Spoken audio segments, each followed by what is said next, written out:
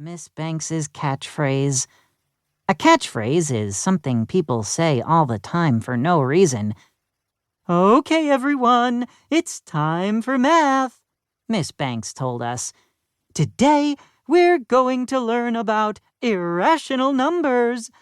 An irrational number—" She didn't have the chance to finish her sentence. You'll never believe who walked into the door at that moment. Nobody!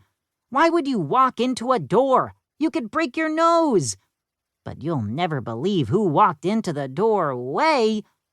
It was Mrs. Stoker, the principal of elementary school. "Good morning," she said cheerfully. "Hey, do you kids know how the moon cuts its hair?" "How?" asked Ryan, who will eat anything, even stuff that isn't food. "Eclipse it," she said. "Get it?" I didn't get it. Mrs. Stoker is a joker. When she's not being our principal, she's a stand-up comedian.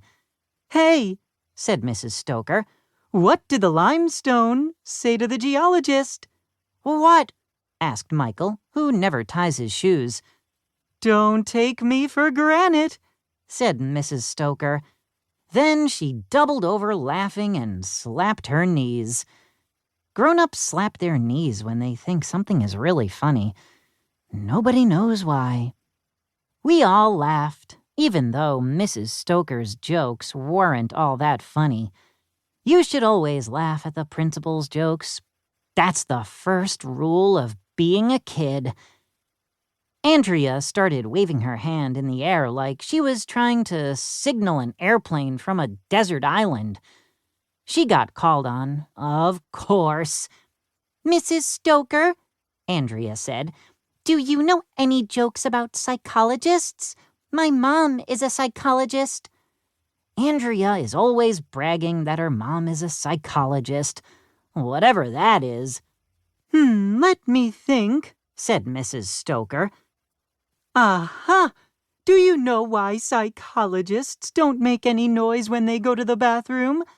"Why?" asked Andrea.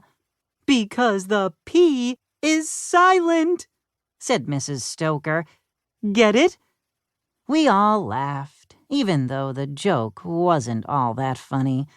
"You've been a wonderful audience," Mrs. Stoker said as she opened the door to leave. Then she stopped. "Oh, I almost forgot why I came in here.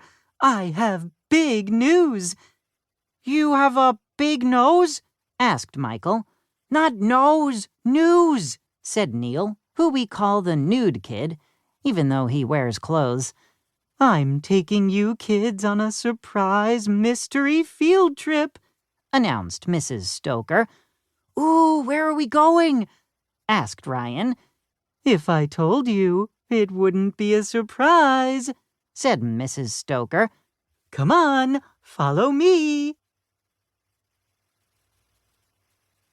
2. Funderama.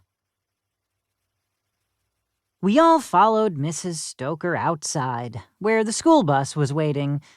Buses must be really patient because they spend so much time waiting. Our bus driver is Mrs. Cormel, who is not normal. "Bingle-boo," she said. That means hello. Mrs. Cormel invented her own secret language. Nobody knows why. She drove us 1,100,000 miles. Well, it seemed like that anyway. Finally, the bus pulled up to a building with a big sign out front that said, "NBN TV's Funderama." Funderama! We all shouted at the same time. Funderama is a TV show for kids. It's on every Saturday morning. The host is this guy named Uncle Fred. "I used to watch Uncle Fred on Funderama when I was little," I said. "So did I," said Mrs. Cormel. Everybody watched Funderama when they were little. The show has been on TV for something like 30 years. I bet George Washington watched Funderama when he was a kid. "We've been invited to be part of the Funderama studio audience," Mrs. Stoker said.